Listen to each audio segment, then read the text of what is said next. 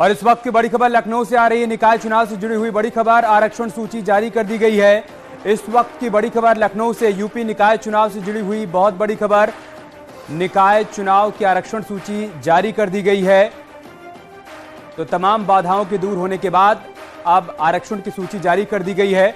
मतलब यह है कि बहुत जल्द तारीखों का ऐलान भी हो जाएगा, जिसके बाद ये साफ हो जाएगा कि उत्तर प्रदेश में निकाय चुनाव कब होंगे।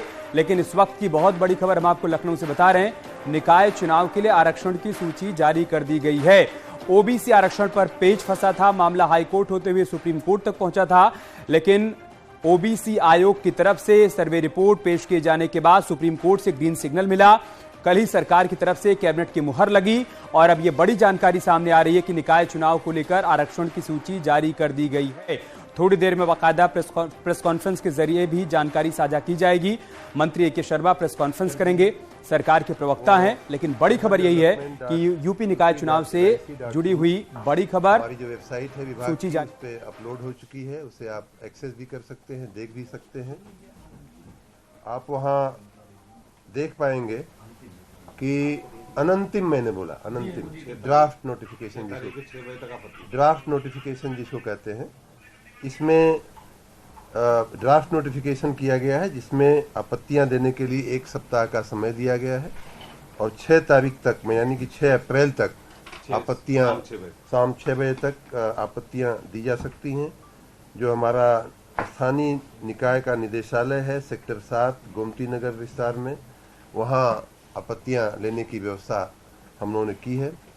आप लोगों को मालूम है कि राज्य में 762 नगर निकाय हैं, जिनमें 17 नगर निगम, 200 नगर पालिका परिषद और 545 नगर पंचायतें हैं। उनमें से 2 निकायों, एक नगर पालिका जो सिसवा बाजार है महाराजगंज की, और एक नगर पंचायत है भानपुर की, वहाँ कुछ कानूनी अड़चने हैं, इसलिए वहाँ पे उनको हम अलग रखते हुए हमने ये पूरी व्यवस्था की है।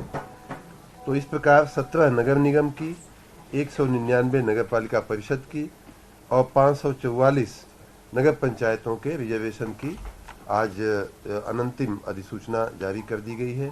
हमारे साथ हमारे विभाग के सचिव बैठे हैं, हमारे स्पेशल सेक्रेटरी बैठे हैं, इन्होंने, हमारे प्रिंसिपल सेक्रेटरी ने, इन लोगों की पूरी टीम ने कई दिनों से रात दिन बड़ी मेहनत की है और उन सबको मैं अभिवादन भी देना चाहूँगा कि उन्होंने बहुत ही अच्छे ढंग से इस कार्य को आगे बढ़ाया है। आपको याद है कि इसकी पहले की जो अधिसूचना जारी की गई थी वो 5 दिसंबर 2022 को जारी की गई थी। उसके बाद कुछ कानूनी विषय उपस्थित हुए, माननीय उच्च न्यायालय में बात गई और उच्च न्यायालय ने कुछ हमें सूचनाएं दी थी। उसमें एक सूचना थी कि आयोग का गठन किया जाए। उस आयोग के गठन की सूचना को हमने मान्य किया था। दूसरी सूचना थी कि ओबीसी के आरक्षण के बिना भी चुनाव अगर नहीं हो पाता है व्यवस्था तो करा दिया जाए। उसके विरुद्ध हम लोग सुप्रीम कोर्ट में गए थे। सुप्रीम कोर्ट ने हमारी भावना को समझा था। हमने ये कहा था कि बिना आरक्षण के, ओबीसी आरक्षण के, हम चुनाव नहीं कराना चाहते हैं। उस बात को स्वीकार करते हुए माननीय सुप्रीम कोर्ट ने जल्दी आयोग की रिपोर्ट आने की सूचना दिया था। आयोग की रिपोर्ट हमें प्राप्त हो गई मार्च महीने में 9 तारीख को, और उसे हमने सुप्रीम कोर्ट में प्रस्तुत किया। सुप्रीम कोर्ट ने उसे मान्य किया और हमें शीघ्र चुनाव की प्रक्रिया में आगे बढ़ने का हमें आदेश किया। उसी आदेश के क्रम में आज का ये नोटिफिकेशन हम लोग जारी कर रहे हैं। पिछली जो व्यवस्था थी, पिछला जो नोटिफिकेशन हुआ था और उसके बाद आयोग की रचना के बाद जो कुछ परिवर्तन हुए हैं और जिसके कारण जिसको अमली बनाने के लिए हमने ऑर्डिनेंस की भी व्यवस्था ला करके उसको अमली बनाने के लिए किया, उसमें प्रमुख बात माननीय आयोग ने ये कहा था कि ये बहुत बड़ा राज्य है। कई जगह हम लोग गए तो कई जगह पे लोगों को आरक्षण को लेकर के कुछ असंतोष, कुछ शिकायतें रहीं कि एक ही प्रकार का आरक्षण हमेशा चलता रहता है, या यहाँ इस जाति का बहुल है लेकिन बहुलता है लेकिन इस प्रकार का आरक्षण होता है। इस प्रकार की असंतोष की बातें आयोग के ध्यान में आई थी। इसलिए उन्होंने एक बड़ा परिवर्तन का सुझाव देते हुए ये कहा कि अभी तक नगर निगम, नगर पालिका परिषद और नगर पंचायतों का जो चुनाव है वो पूरे राज्य को एक यूनिट मान करके होता आया है वर्षों से, दशकों से।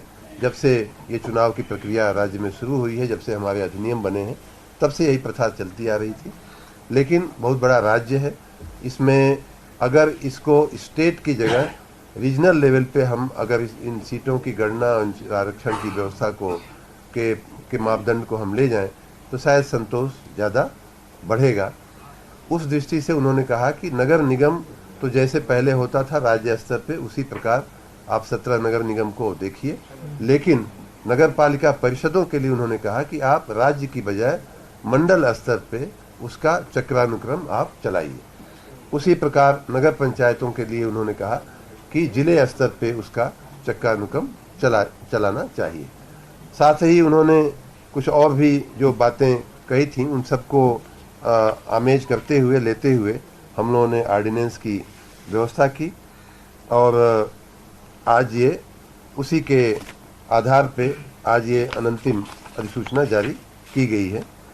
आपको जिस बात में ज़्यादा इंटरेस्ट होगा, वैसे तो आपको ये जानकारी अब मिल ही चुकी है, लेकिन फिर भी इस पूरी व्यवस्था के तहत नगर निगम आगरा का जो प्रस्तावित आरक्षण है वो एससी वुमेन का है, झांसी का एससी का है जनरल, वृंदावन का अनरिजर्व मतलब अनारक्षित है, अलीगढ़ का अनारक्षित है, फिरोजाबाद का ओबीसी वुमेन है, मेरठ का ओबीसी है, प्रयागराज का अनरिजर्व मतलब अनारक्षित है, अयोध्या का अनारक्षित है, सहारनपुर का ओबीसी है, गाजियाबाद वुमेन जनरल है,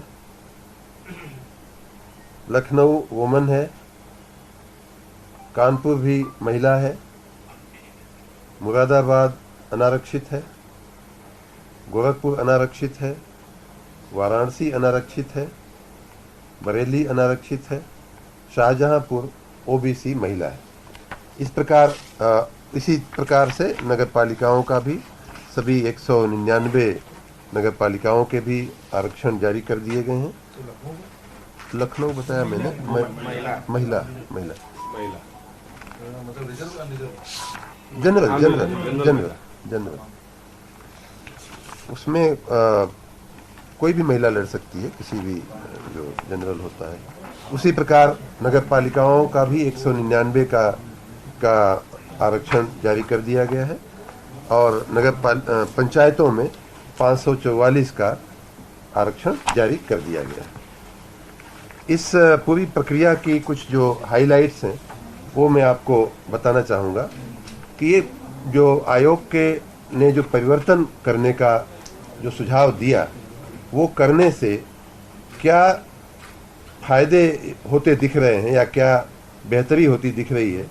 उसमें पहले 39 जनपदों में अनुसूचित जाति का कोई प्रतिनिधित्व नहीं था, जो पहले की व्यवस्था थी।